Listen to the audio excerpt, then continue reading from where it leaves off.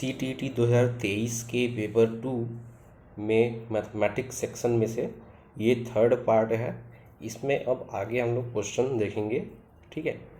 तो देखो next question है, यदि 31, 36, 32 है ना, मतलब 3,13,632 बराबर क्या है, p की घात में 2 गुणा में है, q की घात में 5 गुणा में है, r की घात में 4, ठीक है। तो जहाँ पे p, q और r जो है वो अभाज्य संख्याएं हैं, ठीक है। और हमको निकालना क्या है, p धन q माइनस 2r का मान, ठीक है। तो देखो करना क्या है, ये जो संख्या दिया हुआ है 31, 36, 32, ठीक है, इसको हम लोग को पी क्यू आर के फॉर्मेट में बनाना है। तो इसको क्या करना है, हम लोग को एलसीएम लेना है इसका, ठीक है, लघुत्तम समापवर्त LCM, ठीक है।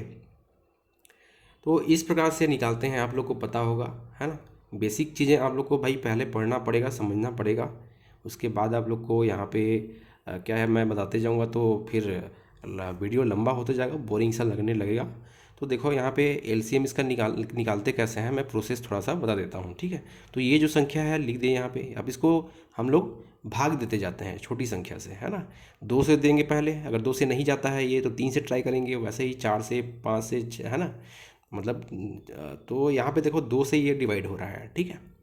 फिर 2 से कर ट्राई करेंगे, अगर नहीं होता 3 से, ठीक है।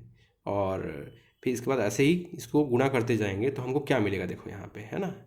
ये 2 जो है 5 बार आया, और 3 जो है 4 बार है, 11 जो है 2 बार। मतलब इसको हम लोग भाग देते जाएंगे ना, इसके एलसीएम लेते जाएंगे, निकालते जाएंगे, तो हमको ये संख्याएं जो हैं वो प्राप्त होंगी। अब देखो जो 2 जो है कितने बार यहाँ पे है, 5 बार, उसको लिख दिए 2 के घात में 5। वैसे ही 3 जो है कितने बार है, 4 बार, तो 3 के घात में 4। वैसे ही 11 कितने बार है, 2 बार, तो 11 के घात में 2, ठीक है। मतलब इसको भाग दे रहे हैं तो हमको 2 जो है कितने बार प्राप्त हो रहा है, 5 बार। 3 कितने बार प्राप्त हो रहा है, 4 बार। 11 कितने बार प्राप्त हो रहा है, 2 बार, ठीक है। अब इसको हम लोग अरेंज कर देंगे इस फॉर्मेट में, क्वेश्चन में दिया हुआ है ना, p के घात में 2 और q के घात में 5, r के घात में 4। तो p के घात में 2, 2 घात वाला कौन सा है, देखो यहाँ पे तो 11 है, ठीक है। और 5 घात वाला कौन सा है, यहाँ पे 2, मतलब q का मान हो गया 2, r का मान क्या हो जाएगा, फिर यहाँ पे बचा 3, ठीक है। मतलब इसके घात में 4 है और r के घात में 4 है।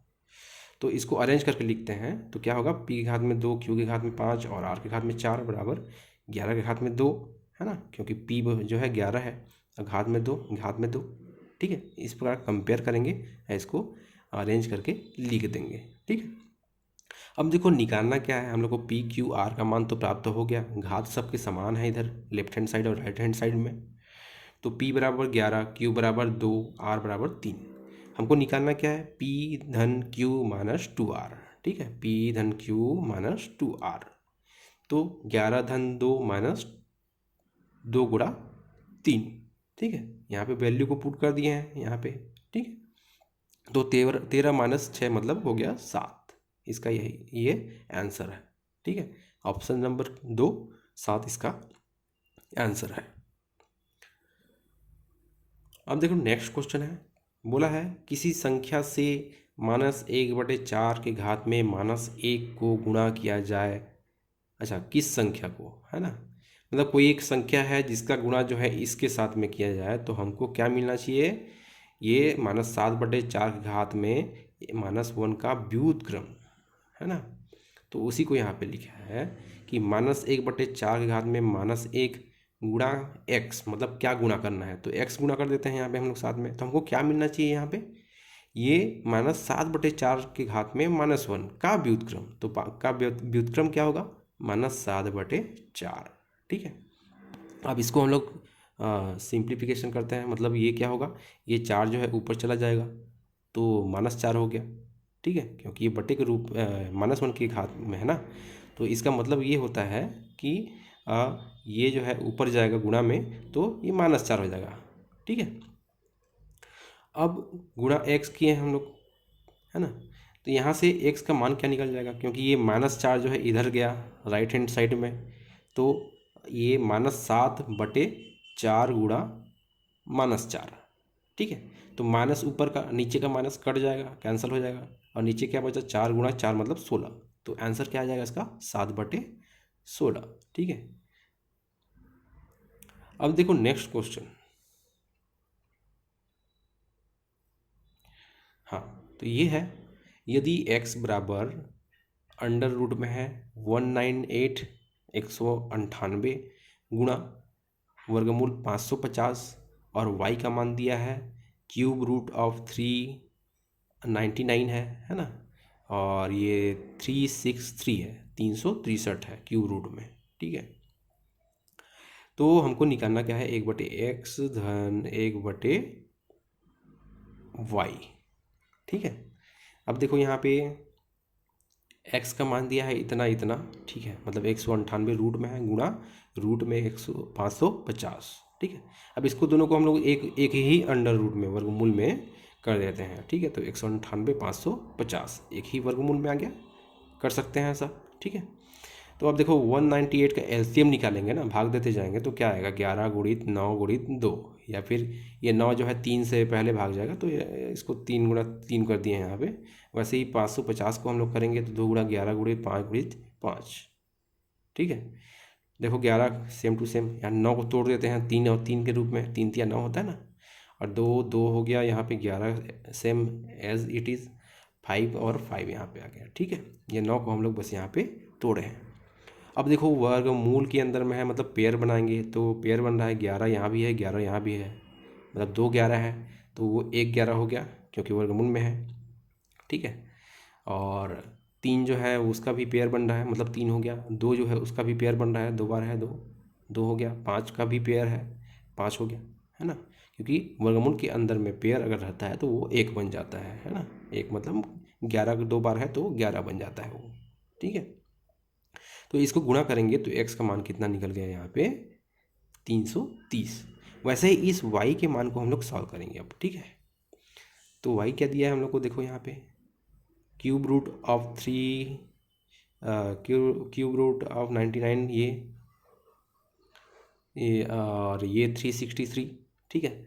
तो यहाँ पे 99 को हम लोग तोड़ेंगे तो क्या आएगा 3 गुणा 3 गुणा 11, ठीक है। वैसे 363 को तोड़ेंगे तो क्या आएगा 3 इंटू 11 इंटू 11, ठीक है। अब ये भी क्यूब रूट है, ये भी है ना, यहाँ पे 3 है, तो इसको दोनों को कॉमन मतलब मिला देंगे एक ही क्यूब रूट में, तो क्या होगा यहाँ पे देखो ये 3 3 और 11, ये 3 ये 11 ये 11, ठीक है। तो यहाँ से कॉमन निकालते जाओ, 3 3 का पेयर बनाना पड़ेगा क्योंकि यहाँ पे 3 है यहाँ पे रूट में, ठीक है। तो 3 है उसका मतलब क्या हुआ 3 का पेयर बनाना है, ठीक है। तो 3 इंटू 3 इंटू 3, 3 बार तो है मतलब 3 लिख दिए, और 11 3 बार है मतलब 11, ठीक है। तो इसका y का मान कितना हो गया 33, ठीक है। अब देखो यहाँ पे ये हमको निकालना क्या है, क्वेश्चन में क्या बोला है 1/x मतलब 1/x धन 1/y, ठीक है, बराबर 1/330, क्योंकि x का मान 330 आया है, धन 1/33, ठीक है। तो इसको अब देखो एलसीएम लेंगे इसका नीचे नीचे का हर का, ठीक है। तो 330 आएगा क्योंकि 33 से इसको भाग देंगे, इसको भाग देंगे तो ये कट जाएगा, और कितना आएगा 33 से कम 10, है ना। तो 33 दहम 330 होता है, तो ये एलसीएम इसका 330 आएगा, ठीक है। अब देखो यहाँ 330 ऑलरेडी है यहाँ पे, तो इसका यहाँ ऊपर क्या बचा 1, धन यहाँ पे यहाँ एलसीएम 330 है, तो यहाँ 33 है ना। 33 धाम मतलब यहाँ पे 1 के साथ में क्या गुना होगा 10, तो ये 1 धन 10 है, ठीक है। तो ये 11 हो गया, 11/330, 1/30 हो गया, है ना, क्योंकि 11 एकम और 11 तिया 33, 1/30 हो गया। इसको आप करेंगे भाग देंगे तो 0.0333 ऐसे आता जाएगा, ठीक है। तो ये बार में इसको बताते हैं, अगर रिपीट होता है तो 3 के घात में 12, ये बार का साइन है, ठीक है, घात नहीं बार है इसका, ठीक है।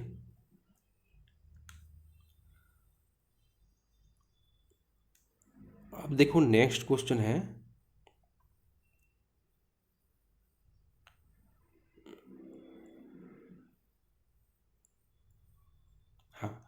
ये है नीचे दिए गए आंकड़ों के बहुलक, माध्यक और परिसर का माध्य निकालना है। ठीक है, मतलब इन तीनों का बहुलक, माध्य, परिसर का माध्य निकालना है। ठीक है, कहने का मतलब ये है कि ये तीनों निकाल लो पहले, और माध्य मतलब बटे 3, क्योंकि तीन है यहाँ पे, बहुलक, माध्य और परिसर 3 ठो है, तो वो उसका माध्य निकल जाएगा। तो इसको क्या करना है, ये जो सीरीज दिया हुआ है ना, संख्याएं दिए हुए हैं, इसको पहले असेंडिंग या डिसेंडिंग ऑर्डर में, है ना, बढ़ते क्रम या घटते क्रम में लिखना है। तो पहले यहाँ पे सबसे छोटी संख्या को देखते हैं हम लोग, बढ़ते संख्या में लिखते हैं। तो 7, फिर 8, फिर 9, फिर 10, यहाँ 11, फिर एक बार 11 है, 2 बार 11 है यहाँ पे, फिर 13, फिर 14, फिर 15, फिर 16, फिर 17, फिर 23, ऐसे ही अरेंज हो गया ये। तो बहुलक मतलब क्या होता है, जो ज़्यादा बार रिपीट हुआ है यहाँ पे।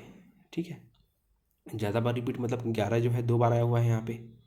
ठीक है, और बाकी जो है वो रिपीट नहीं हुए हैं, तो 11 ही रिपीट हुआ है। बहुलक मतलब 11 यहाँ पे हो गया। ठीक है, माध्यक का अर्थ क्या होता है यहाँ पे, कि आप लेफ्ट हैंड साइड से, मतलब इधर से और इस साइड से ऐसे काउंट करेंगे, है ना। तो 1 2 3 4 5, है ना, यहाँ से 5 ऐसे काउंट करेंगे, तो बचा क्या यहाँ पे बीच में, 13 और 14। ठीक है, ये 13 और 14 के लेफ्ट हैंड साइड और राइट हैंड साइड में 5 5 संख्याएँ हैं, तो इसका जो है माध्यक निकालना है हम लोग को। तो 11 धन 13। ठीक है, यहाँ पे सॉरी मैं ये गलत बोल दिया था, ये 11 और 13 यहाँ पे बीच में आ रहा है। ठीक है, तो 11 धन 13 बटे 2। अगर मान लो यहाँ पे देखो दोनों साइड में बराबर संख्याएं होती और केवल एक ही संख्या बचता, तो हम लोग उसको बटे 2 नहीं करते, है ना, क्योंकि यहाँ पे 2 संख्याएं बच रही हैं। तो 11 धन 13 बटे 2। ठीक है, तो 11 और 13 कितना हो गया, 24 बटे 2, मतलब 12 निकल गया, माध्यक हो गया 12। वैसे ही परिसर मतलब क्या होता है, सबसे बड़ी संख्या से सबसे छोटी संख्या को घटाना है। ठीक है, तो 23 - 7 बराबर क्या हो गया, 16। ठीक है, परिसर क्या हो गया, 16। अब देखो इन तीनों का मान हम लोग को प्राप्त हो गया है, बहुलक, माध्य और परिसर का। तो हम लोग को इन तीनों का माध्य निकालना है, तो तीनों को जोड़ेंगे पहले, है ना। 11 धन 12 धन 16 बटे 3, क्योंकि 3 बार है ये, है ना, मतलब 3 चीज़ें हैं जिनको निकाले हैं, है ना। तो यहाँ पे 39 मतलब एक कम 40, मतलब ये 39 बटे 3। ठीक है, इसको भाग देंगे तो क्या आएगा आंसर इसका, 13। ठीक है, अब देखेंगे नेक्स्ट पार्ट में अगला क्वेश्चन। ठीक है, और अगर तुम लोगों को ये वीडियो पसंद आई तो यार लाइक मार दो, और नहीं आई तब भी लाइक मार दो, क्योंकि फर्क नहीं पड़ता। सही बता रहा हूँ, फर्क नहीं पड़ता।